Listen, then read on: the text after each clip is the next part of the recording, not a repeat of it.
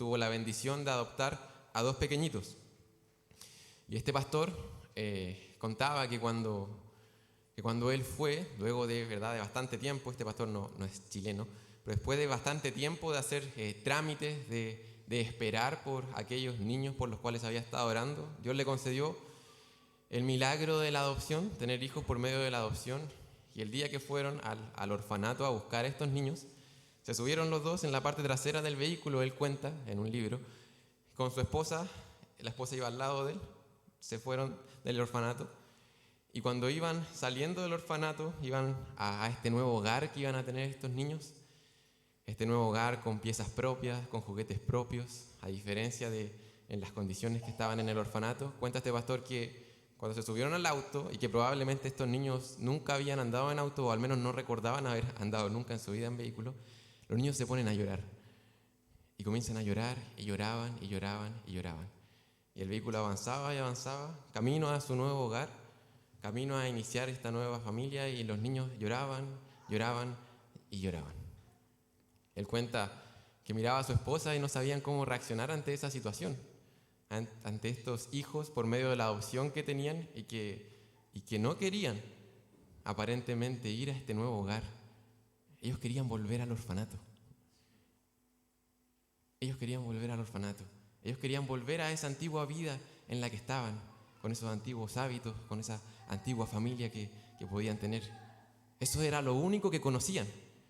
Y probablemente por la edad de estos niños, ellos no comprendían muy bien lo que estaba sucediendo a la nueva familia, la nueva realidad a la cual se verían expuestos.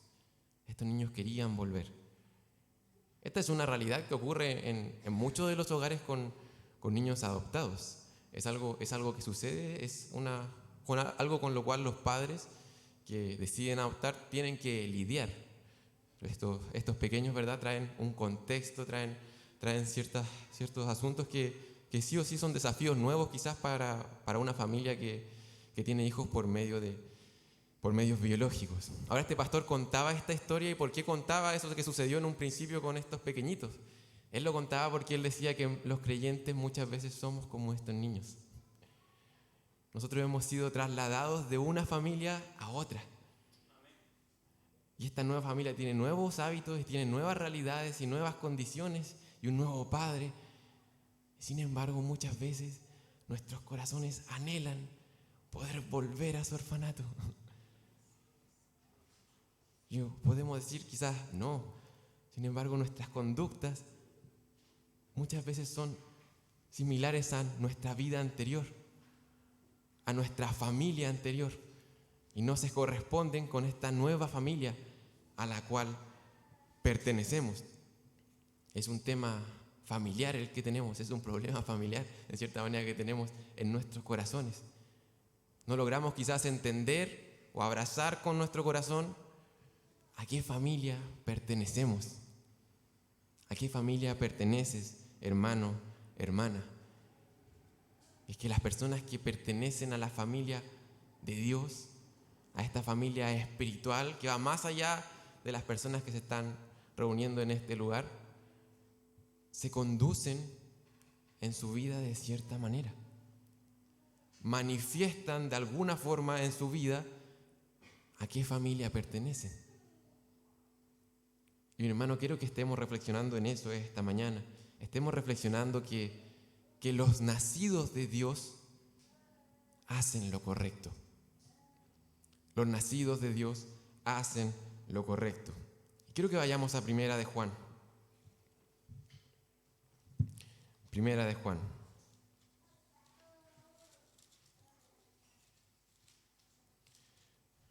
Estamos en poco más de la mitad de esta carta que hemos estado estudiando, ¿verdad? Estamos ahí en Primera de Juan, capítulo 3. Primera de Juan, capítulo 3. Y en el capítulo 3, el apóstol Juan habla mucho acerca de esta nueva familia.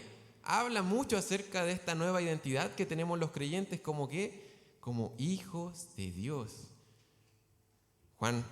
El apóstol Juan habla en el capítulo 3 de los hijos de Dios y cuáles son las evidencias que muestra una persona que es hija hija de Dios. Hija de Dios, nacida de Dios. Y hoy día vamos a estar en 1 de Juan capítulo 3, versículos 7 al 10. Es una porción cortita, breve que vamos a estar viendo hoy. Sin embargo, hay harto en lo cual podemos ser instruidos esta mañana acerca de esta realidad. Somos nacidos de Dios para hacer lo correcto. ¿Por qué? ¿Cuáles son las realidades que hay por detrás que nos debe alentar a nuestro corazón hoy? Y hoy salir alentados a decir, sí, Señor, soy un hijo de Dios y debo manifestar en mi vida que soy hijo de Dios. Vamos a leer 1 de Juan capítulo 3, versículos 7 al 10. Dice la palabra de Dios: hijitos, nadie os engañe. El que hace justicia es justo como Él es justo. El que practica el pecado es del diablo, porque el diablo peca desde el principio. Para esto apareció el Hijo de Dios, para deshacer las obras del diablo. Todo aquel que es nacido de Dios no practica el pecado, porque la simiente de Dios permanece en él, y no puede pecar porque es nacido de Dios. En esto se manifiestan los hijos de Dios y los hijos del diablo. Todo aquel que no hace justicia y que no ama a su hermano no es de Dios. Vamos a estar orando para que nuestro Dios sea glorificado en este tiempo. Padre amado, gracias te damos, Señor, porque podemos reunirnos alrededor de tu palabra, reconociendo su autoridad, reconociendo también, Señor, que nos es útil, como aprendíamos en la mañana, Padre, reconociendo que ella nos puede corregir, nos puede instruir, nos puede convencer de pecado. Agradecemos, Padre, porque también hay gozo y deleite, Señor, en poder estudiarla. Y te pedimos, Señor, en esta mañana que tú seas edificando tu iglesia. Edifica tu iglesia, Señor, por medio de tu palabra, por medio de tu Espíritu Santo. Padre, que el Evangelio también sea entregado a las personas que no te conocen, Señor bendito, que hoy podamos, Señor, contemplar a nuestro Salvador y que podamos salir esta mañana de este lugar, Señor, diferentes, ¿por qué no, Señor? Pensando en lo que hay que pensar, sintiendo, Señor, lo que hay que sentir, Señor, y que eso pueda reflejarse en vidas que caminan de una manera diferente, en vidas, Señor, que buscan hacer lo correcto delante de ti. Te pedimos esto en el nombre de tu Hijo amado Jesucristo. Amén. Amén. Vamos a estar viendo que los nacidos de Dios, ¿verdad?, hacen lo correcto. ¿Y cuáles son las realidades que nos impulsan hacia hacer lo correcto? Y Juan en los versículos 7 y 8 comienza hablando de dos familias, habla de dos tipos de hijos, ¿verdad? Y habla por sobre todo de que los hijos de Dios no hacen lo incorrecto o hacen lo correcto porque la obra de Cristo nos impulsa a eso. La obra de Cristo nos impulsa a eso. El apóstol comienza diciendo, hijitos, nuevamente comienza, ¿verdad?, una exhortación. Hemos visto semana tras semana que la palabra de Dios nos ha estado tratando de manera tierna, pero esa ternura, ¿verdad?, se ha complementado, ¿verdad?, con algo directo, con mensajes directos hacia nuestros corazones. Hijitos, dice Juan a este grupo de iglesias a las cuales se dirige, nadie os engañe, el que hace justicia es justo como Él es justo. Hemos estado hablando del engaño en medio del cual estaban estas iglesias, ¿verdad? Habían grupos que estaban surgiendo, que estaban distorsionando la doctrina. Hemos mencionado cómo estos grupos estaban distorsionando la encarnación de nuestro Salvador, de Cristo. Personas que afirmaban tener un conocimiento especial, un conocimiento superior. Esto lo hemos visto a lo largo de la carta. Personas que dicen, sí, yo conozco a Dios.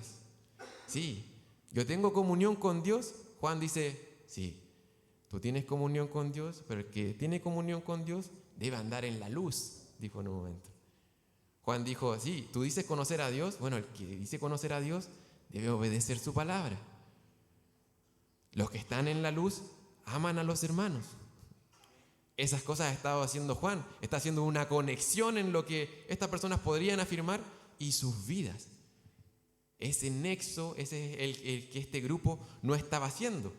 Sí, las enseñanzas, en cierto sentido, estas personas eran herejías, lo que afirmaban acerca de Cristo, pero además de eso, las enseñanzas y su vida eran inmorales. Eran inmorales. Podrían llegar a afirmar, ¿verdad?, que Dios es justicia, como aparece en el principio del texto. Ellos decían, sí, Dios es justicia. Dios es justicia, hermanos, amén. Pero su rectitud, su justicia, ¿verdad?, a mí no me interesa en mi vida. Ellos podían afirmar eso y vivir una vida pecando con toda libertad y no veían ninguna incompatibilidad con eso. Entre afirmar que Dios es justo y llevar una vida entregada, ¿verdad?, a la injusticia. Y ahí Juan dice, no se dejen engañar. El que hace justicia es justo como Él es justo. El creyente que se esfuerza por llevar una vida recta, una vida justa, está dando evidencia ¿de qué? De su capacidad, de su fuerza de voluntad. No, está dando testimonio de que Dios es justo. Hace justicia como Él es justo. Eso dice Juan. Por eso hacemos justicia, por eso buscamos lo recto. Aquí cuando Juan habla acerca de hacer justicia, nos está refiriendo a intentar sumar justicia a la justicia de Cristo, ¿verdad? A la justificación, en el sentido en que Pablo en Romanos usa este término una y otra vez, ¿verdad? No podemos sumar nada a esa justicia. Este hacer justicia está refiriéndose simplemente a hacer lo correcto, a hacer lo recto en la vida, lo que es agradable delante de Dios. Esta justicia es lo opuesto a la injusticia, a la impiedad, al pecado. Eso está diciendo Juan acá. Aquel que fue rescatado, que fue llamado, ¿verdad?, de las tinieblas a la luz admirable, ¿qué va a hacer? Va a anunciar las virtudes de aquel que lo llamó. ¿Y cuáles son estas virtudes? Él es justo. Él es completa y perfectamente justo. Y con mi vida debo anunciar eso. Es algo natural que debiera darse en los hijos de Dios. El que hace justicia es justo como Él es justo. Y este hacer justicia una y otra vez se nos manda a los creyentes. Cuando Pablo le escribe a Timoteo, él le dice, mas tú, oh hombre de Dios, huye de estas cosas. Él da una lista, ¿verdad?, de pecados y dice, y sigue la justicia, la piedad, la fe, el amor, la paciencia, la mansedumbre. El hacer justicia va íntimamente relacionado con nuestra nueva identidad como hijos de Dios, como hombres y como mujeres de Dios, que buscan hacer lo recto. De hecho, esta mañana éramos enseñados acerca de las Escrituras. Y ahí mismo en 2 Timoteo 3:16 dice que las Escrituras son útiles ¿para qué? Para instruirnos en justicia. Vemos la relación del creyente en intimidad con las Escrituras. ¿Qué debiera dar como resultado eso? Una instrucción en justicia. Ser instruidos en hacer lo correcto, en hacer lo recto delante de Dios. Eso es uno de los propósitos de las Escrituras. Si nos estamos sentando aquí, ¿verdad?, todos los domingos, si estamos yendo a la palabra de Dios todos los días, eso es un resultado de esta nueva identidad, el hacer justicia. Porque por otro lado, el apóstol Juan dice, el que hace justicia es justo, como Él es justo, está dando evidencia de Dios. Y por otro lado, el que practica el pecado es del diablo, porque el diablo peca desde el principio. Hermano, con la forma que vives, está dando testimonio de a qué familia espiritual perteneces. Cuando hacemos lo agradable delante de Dios, damos testimonio de cómo es nuestro Dios. Y Juan utiliza, ¿verdad?, esta de cierta manera, podríamos decir, ilustración, que es una realidad, de más que una ilustración, porque nosotros entendemos a través de nuestra paternidad terrenal que los padres esperan hasta cierto punto que los hijos salgan parecidos a ellos. ¿O no, mi hermano? Físicamente, pero también internamente. Cuando vemos la paternidad terrenal, eso nos ayuda a poder comprender de cierta manera la paternidad de nuestro Padre Celestial. Aquellos que son padres, yo sé que pueden reconocer en los más pequeñitos, sobre todo cuando pecan o cuando se equivocan, y es como se pueden ver reflejados ahí. Ojalá se vean reflejados en usted y no así en mi esposa. No, esperamos que no sea así. Pero los hijos se parecen a los padres y de la misma manera Juan está instruyendo en ese sentido. Tienen un Padre Celestial. Es Dios. Y cuando ustedes no buscan la rectitud, cuando no buscan la justicia con sus actos, están teniendo la misma actitud, y esta es quizás una afirmación fuerte que hace Juan, que el diablo dice. actúan como Él. Si tu vida está dando evidencia, si de esa manera está dando evidencia que no eres un verdadero hijo de Dios, y el apóstol Juan no es el único que utiliza, ¿verdad?, esta forma de expresarse. Quizás se le viene a la mente la forma en que Cristo se refirió a los fariseos de la época, a los religiosos, cuando les llamó también que eran ellos hijos de Dios, hijos del diablo. Eran del diablo en el sentido que estaban haciendo exactamente lo mismo que el diablo, los mismos propósitos que él. Pecar. ¿Qué comunión tienen la luz con las tinieblas? ¿Qué comunión tendrían la vida de un hijo de Dios con la vida de un hijo del diablo? Y en ese sentido Juan dice, no se dejen engañar, no se dejen engañar. No se crean ciertas mentiras que puedan andar por ahí. El Hijo de Dios, esta nueva identidad, debe conllevar un estilo de vida diferente.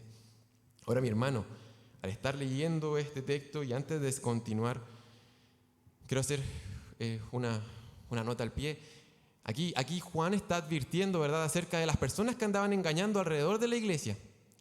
Es importante que primeramente al tomar este texto podamos estar examinando nuestras vidas, ¿verdad?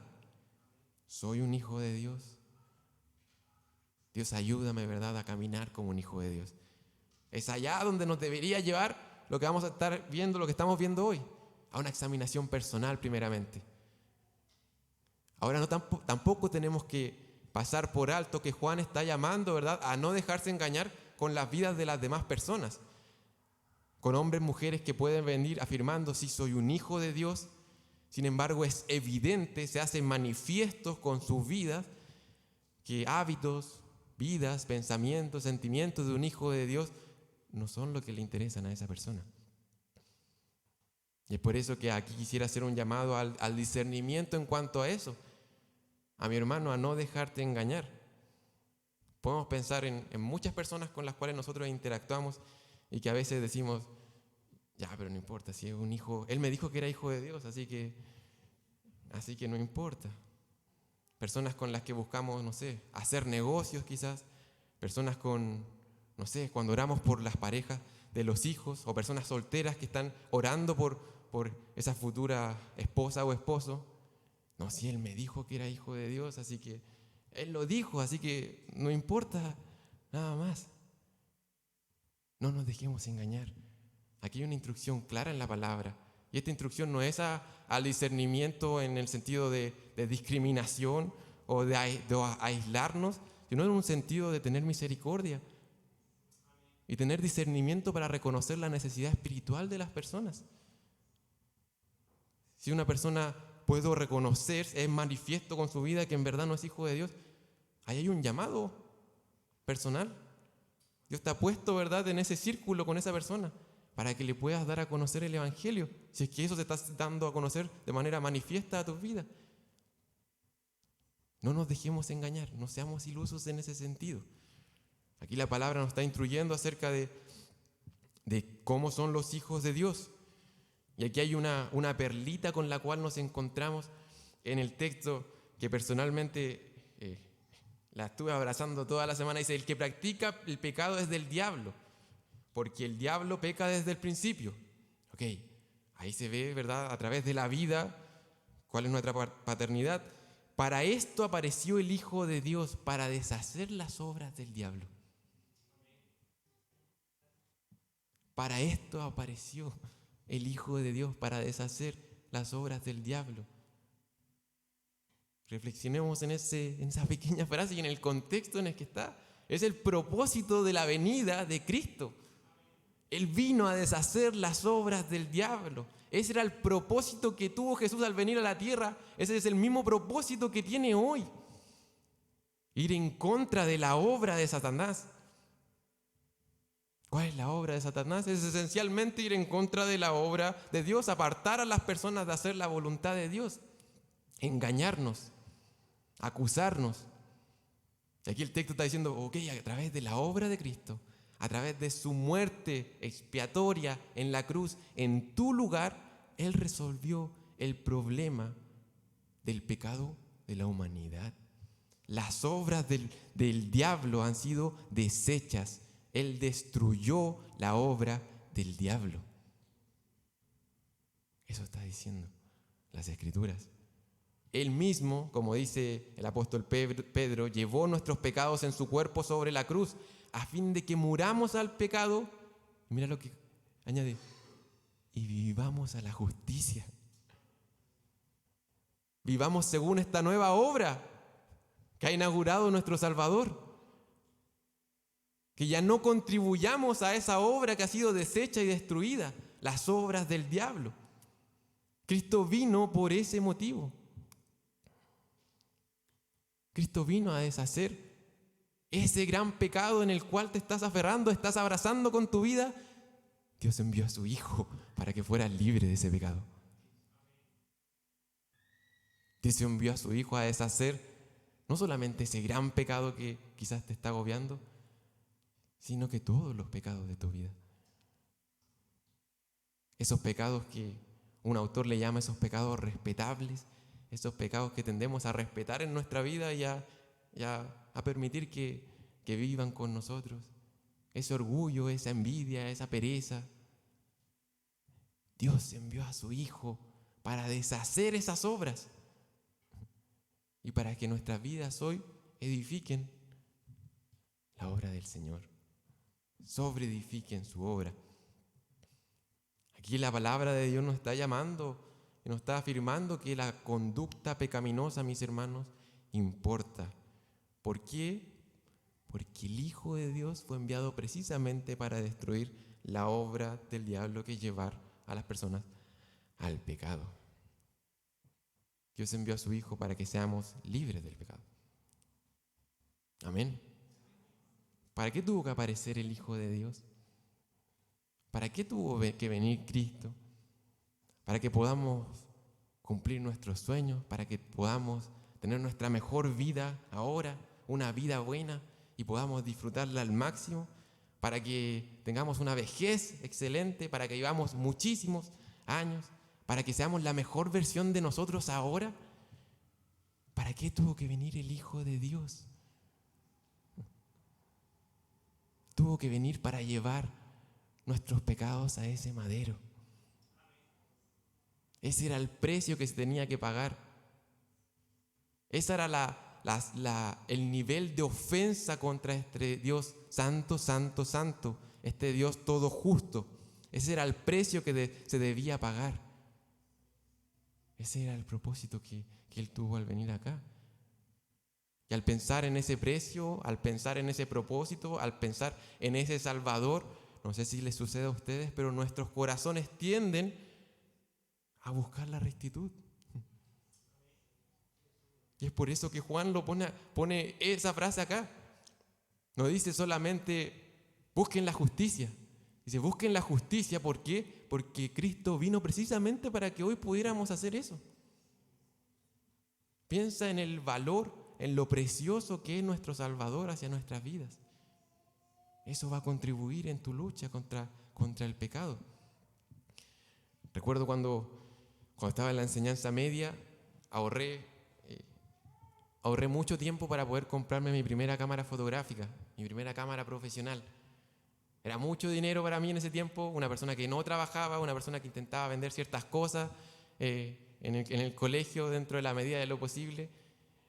Y me acuerdo que cuando compré esa cámara de segunda mano, pero estaba como nueva, para mí era todo un logro, la cámara estaba brillosita y venía en su caja original.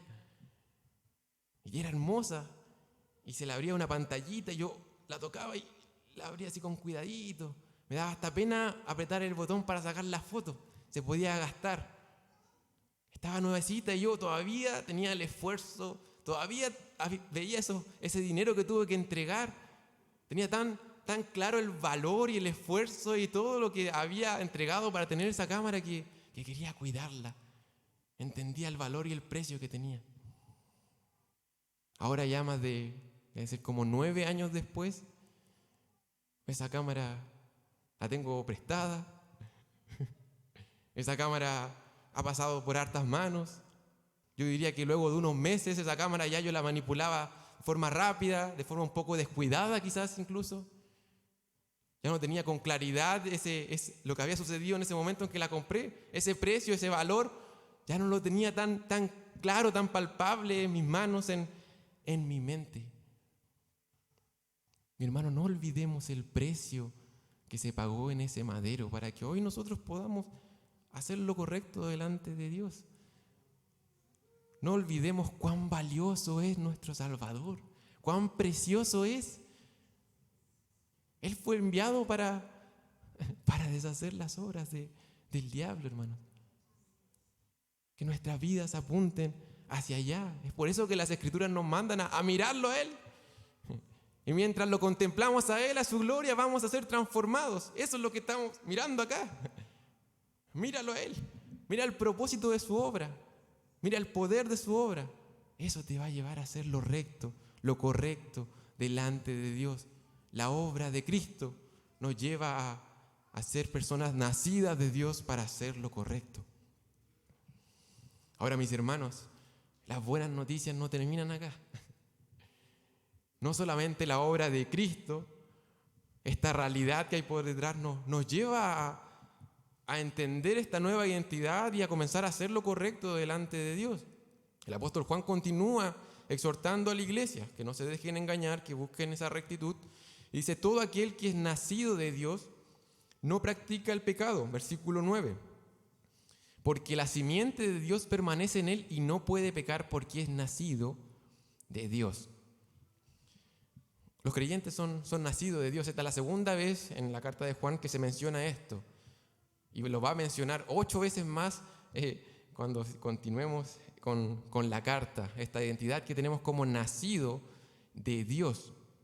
Ahora, en ninguna parte de la carta se nos detalla cómo sucedió esto. ¿Cuál es el proceso por el cual somos nacidos de Dios? Sino que Juan hace énfasis en que los nacidos de Dios hacen lo correcto, no pecan, se aman, creen que Jesús es el Cristo. El apóstol Pablo también habla de que somos hijos de Dios y él en algunas porciones de las Escrituras enfatiza que somos hijos de Dios porque Dios nos adoptó, ¿verdad? Amén. Somos adoptados. Ahora Juan, cuando utiliza el término somos nacidos de Dios, enfatiza otra realidad. Son dos realidades que conviven. Somos adoptados, pero en un sentido también somos nacidos de Dios. Él nos ha dado una nueva naturaleza como parte de esta nueva familia. Son dos caras quizás de esta moneda de ser hijo de Dios. Si somos adoptados, y como un adoptado de la época tenemos toda, ¿verdad?, los derechos que tenía un adoptado, pero también somos en un sentido nacidos de Dios, porque hemos sido regenerados, nacidos de nuevo. Hacia allá apunta este término que utiliza Juan, del nuevo nacimiento, de ser regenerados, de ser incluidos en esta nueva familia por este medio. Y es por eso que Juan llama a los creyentes hijos de Dios, para hacer notar que como hijos de Dios pertenecemos a una nueva familia, a una nueva comunidad con una nueva naturaleza. Todo aquel que es nacido de Dios, que tiene esa realidad, dice, no practica pecado. Esta es una afirmación contundente. Es una afirmación contundente, no es una afirmación a medias tintas. De hecho, más adelante dice, y no puede pecar. Y esta afirmación la hizo en el versículo anterior, si no me equivoco. No, dice en el 6, todo aquel que permanece en él no peca. Todo aquel que peca no le ha visto ni le ha conocido. Todo aquel que es nacido de Dios no practica el pecado.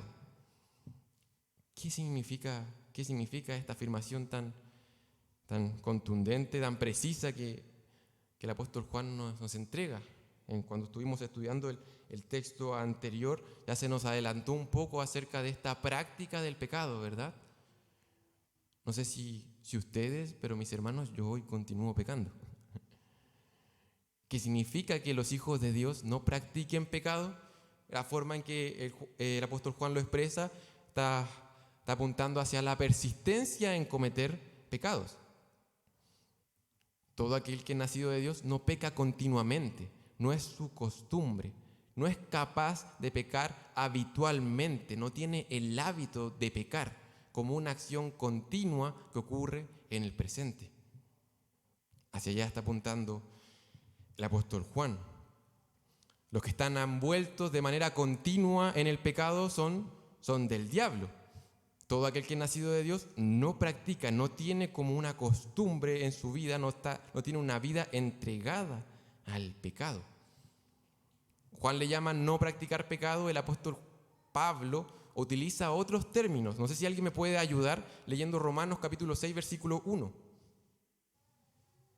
Si alguien me puede ayudar leyendo Romanos 6, capítulo 1. 6, versículo 1, disculpe.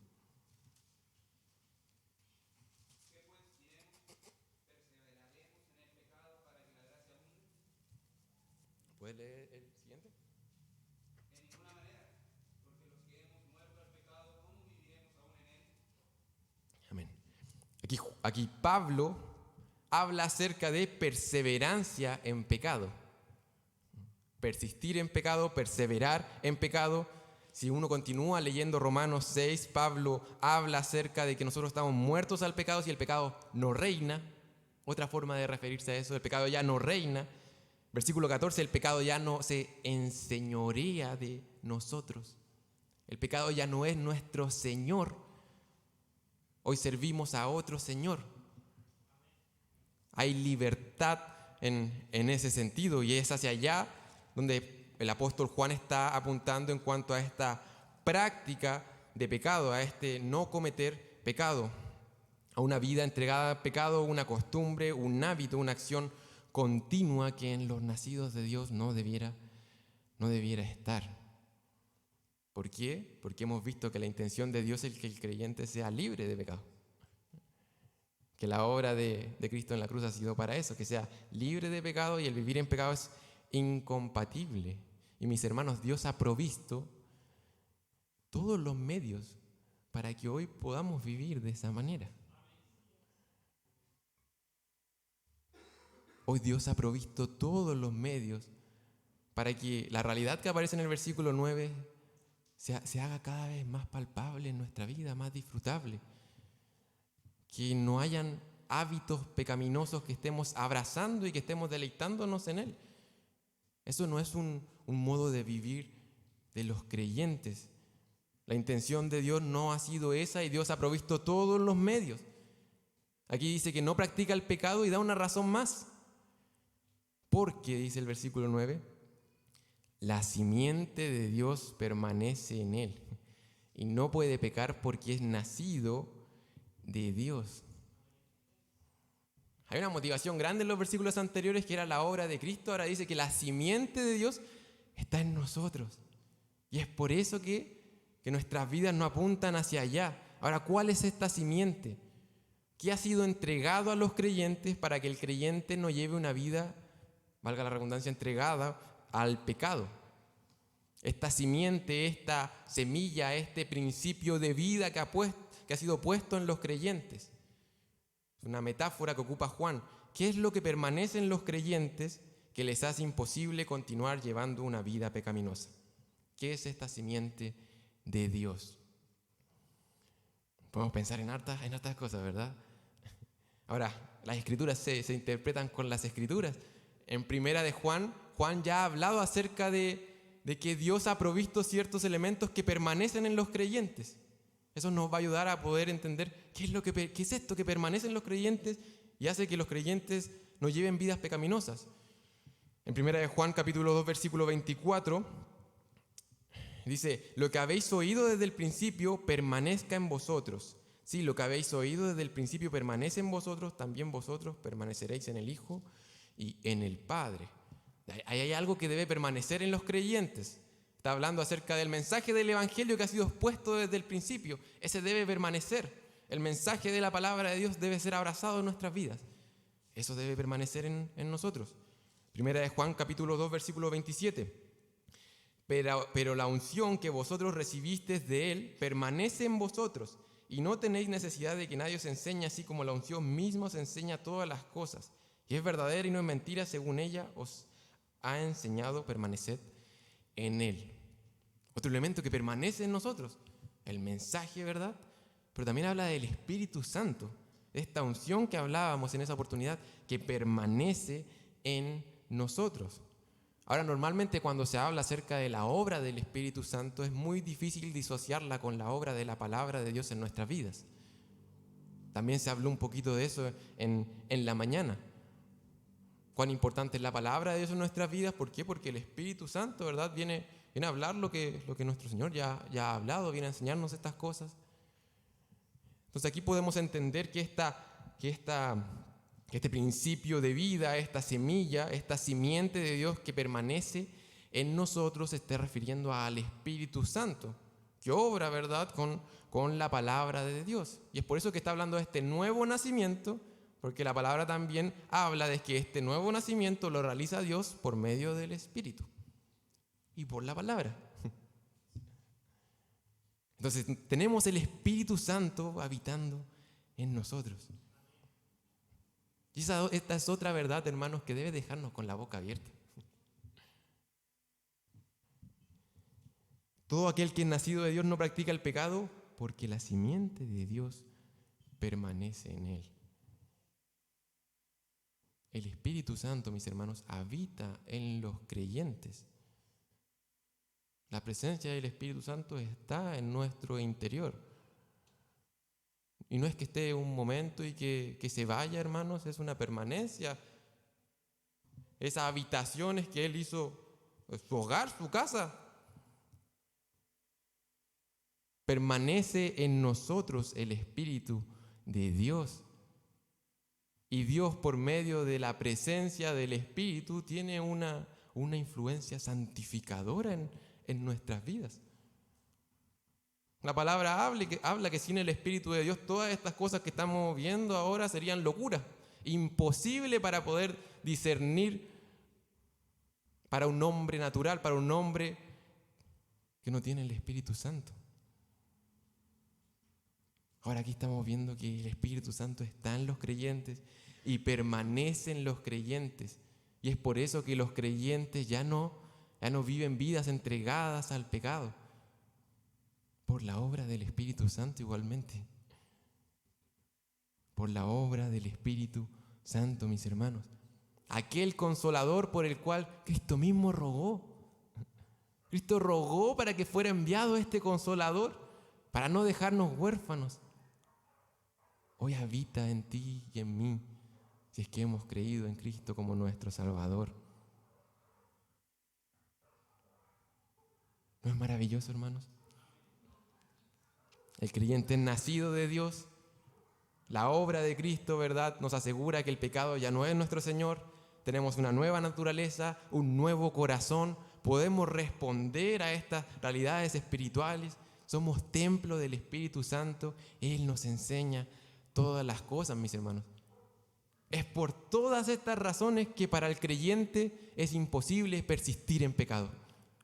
Y no sé si se hace más clara, ¿verdad?, esta realidad o lo que está afirmando Juan, que si vamos en un principio nos puede parecer un poco severo, pero al profundizar en las realidades espirituales, estas ricas bendiciones espirituales de las cuales gozamos como creyentes, podemos decir, sí, Señor, es una realidad, es una realidad. Dios nos ha librado del poder del pecado, ya no es nuestro Señor.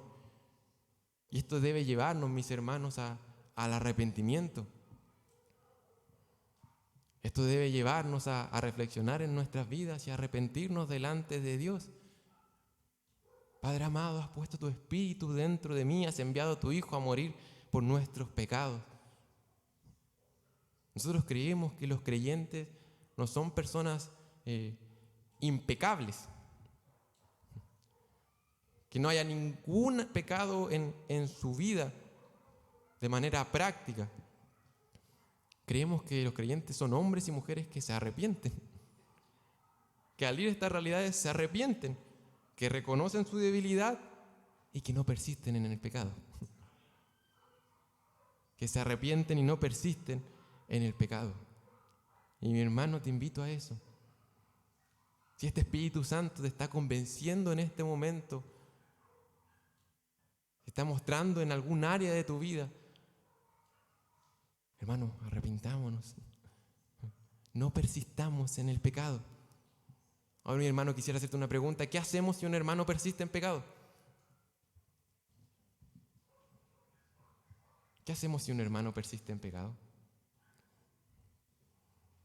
¿Qué hacemos si es que vamos a estos textos de la palabra de Dios y quizás nos llevamos una sorpresa? ¿Qué sucede cuando un hermano persiste en pecado? Hermano, nosotros creemos, nuevamente voy a repetirlo, creemos que los creyentes son personas que se arrepienten. Y eso es lo que vamos a buscar. En esta iglesia tratamos con el pecado. Afirmamos esta realidad y la afrontamos de manera bíblica. Creemos en el arrepentimiento, creemos en la restauración. Por lo que si un hermano, una persona que se dice creyente está persistiendo en pecado, vamos a buscar que se arrepienta con la palabra de Dios. ¿Por qué? Porque creemos en estos medios. Creemos en la obra de Cristo, creemos en la obra del Espíritu Santo, creemos en el poder de la palabra y vamos a tratar con el pecado para que se pueda arrepentir, para que pueda verse su vida restaurada. Así que mi hermano, no persistas en pecado, no intentes tampoco ocultarlo, hacer la vista gorda. Corramos a los brazos de nuestro Salvador, ocupemos los medios de gracia que el Señor nos ha otorgado. Vamos a seguir avanzando con la última porción, ya estamos llegando al final. El apóstol Juan ha hablado acerca de la realidad, esta identidad que tenemos como hijos de Dios, y en esta porción está hablando acerca de lo que los hijos de Dios hacen lo correcto, buscan la rectitud. ¿Por qué? Porque Cristo vino, ¿verdad?, para deshacer las obras del diablo. Sería una incongruencia que los hijos de Dios, los redimidos por los cuales Cristo derramó su sangre, estuvieran, ¿verdad?, intentando destruir la obra del Señor. Y por otro lado hemos visto que la permanencia del Espíritu Santo también nos asegura esta realidad, que el creyente no persiste en pecado. Dos razones, ¿verdad?, dos motivos, dos cosas, dos realidades que deberíamos abrazar. Ahora Juan va a terminar esta pequeña sección acerca de la manifestación de los hijos de Dios, una especie como, quizás podríamos decir, de resumen, de síntesis, o una simplemente repetición de la idea, como hemos visto que Juan, ¿verdad?, repite las ideas. Termina en el versículo 10 diciendo la palabra de Dios: en esto se manifiestan los hijos de Dios y los hijos del diablo. Todo aquel que no hace justicia y que no ama a su hermano no es de Dios. Juan termina esta pequeña porción, ¿verdad?, que habla acerca de las evidencias de los hijos de Dios, diciendo: en esto se manifiesta.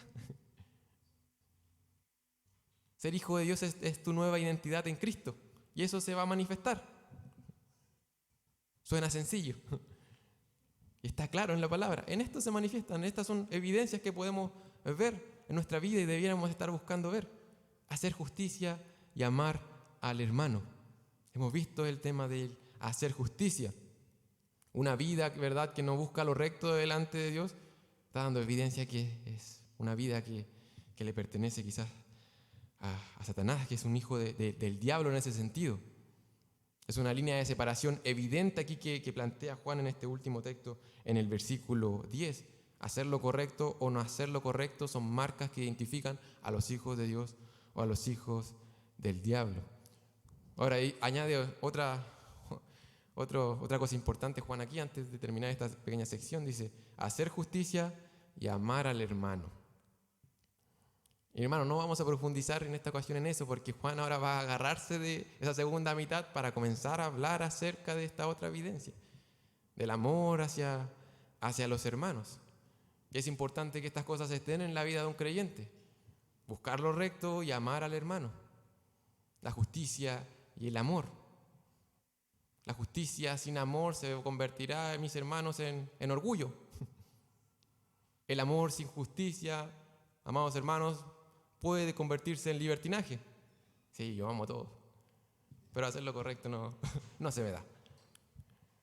Dos cosas importantes: hacer justicia y amar al hermano. ¿Por qué? Porque nuestros actos, nuestras vidas son una manifestación. Juan utiliza esa palabra, una manifestación de lo que somos, una manifestación de nuestra identidad.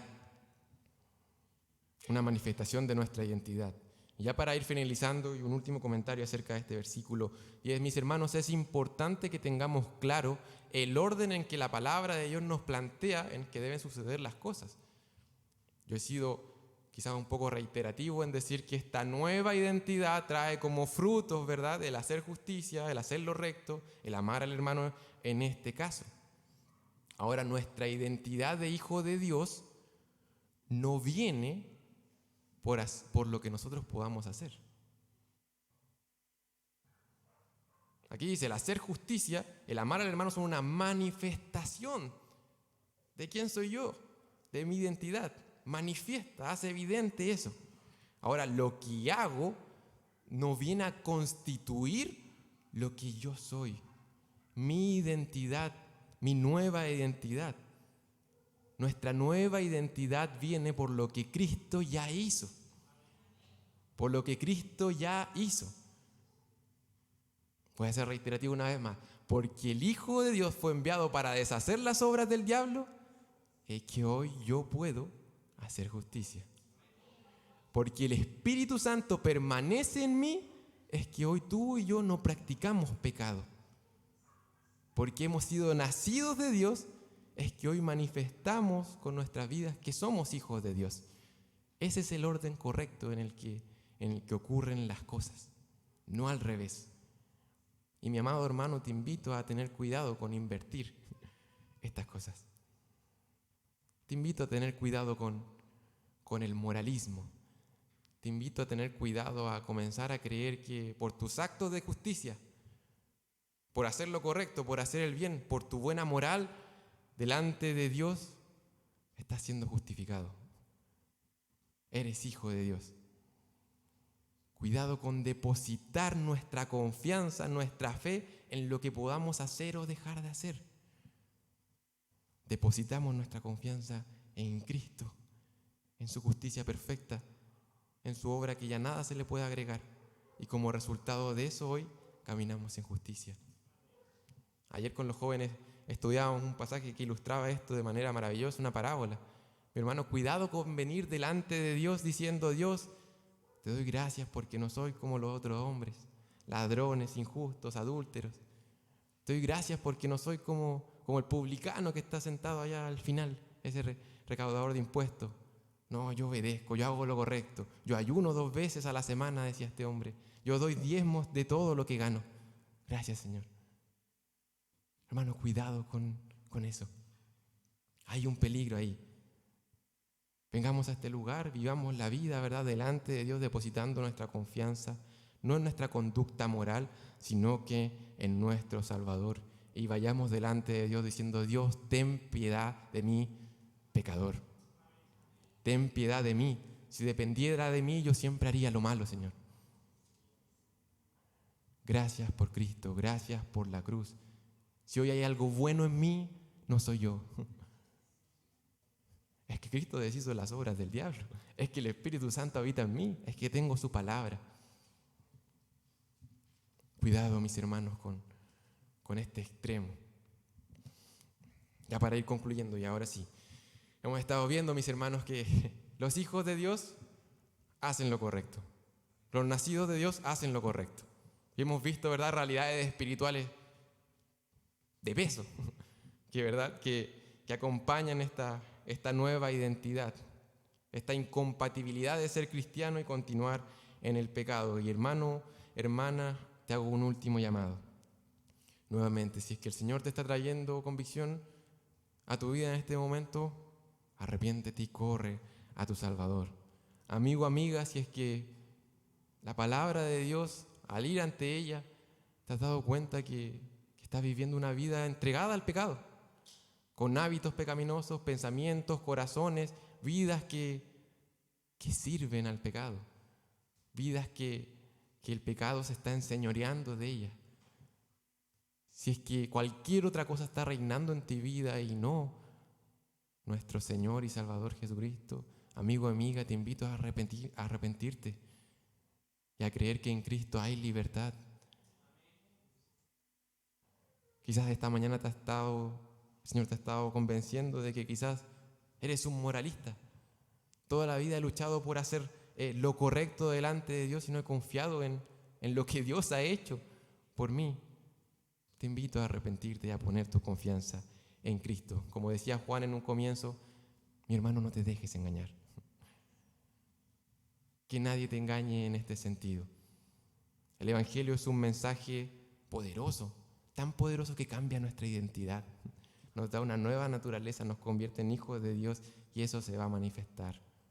Oremos en nuestros corazones para que eso se siga manifestando cada vez más, que nuestras vidas cada vez manifiesten que somos hijos de Dios, nacidos de Dios. Oremos a nuestro Dios. Amado Padre Celestial, te damos gracias esta mañana, Señor, porque podemos reconocer, Señor, que tú eres santo y que tú eres justo. Que tu justicia, Señor, no está a un nivel humano, Señor, sino que es una justicia completamente perfecta. Es un estándar tan alto, Señor, que solamente tú lo puedes llenar. Y Padre amado, reconocemos, Señor, que nuestra rebelión, nuestra ofensa, Señor, atenta directamente contra ti, contra tu carácter, contra tu santidad y tu justicia también.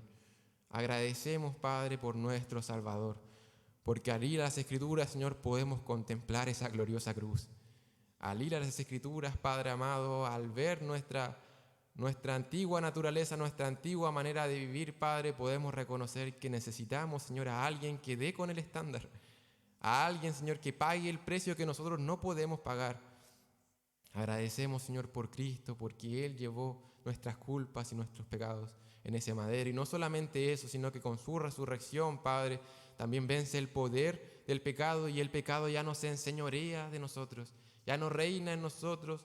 Hoy nosotros ya no es una práctica, Señor, habitual que nos tiene esclavizados, Señor, el pecar. Te damos gracias porque en Cristo hay libertad. Agradecemos, Señor, por el Espíritu Santo, tu Espíritu que habita en nosotros, que nos guía, que nos enseña toda la verdad. Te damos gracias, Señor, porque tú has provisto de todas estas realidades, Señor, para que hoy podamos hacer lo correcto. Padre amado, ruego, Señor, por nuestros corazones, que aún tienden, Señor, a anhelar ese antiguo orfanato, esa antigua familia. Te pido, Señor, que nos ayude, Señor, a abrir los ojos, a contemplar cada vez de manera más clara esta nueva realidad, este nuevo hogar, esta futura esperanza que tenemos, Padre. Ayúdanos, Señor, a como esos niños que no entendían, a poder comprender estas verdades, a poder, Señor, abrazarlas con nuestro corazón y a poder disfrutarlas también con nuestra vida, Señor, porque son buenas noticias que tú tienes en tu palabra. Te pedimos esto, Señor, en el nombre de tu Hijo amado, nuestro glorioso y bello Salvador. Amén. El Señor los bendiga, hermanos.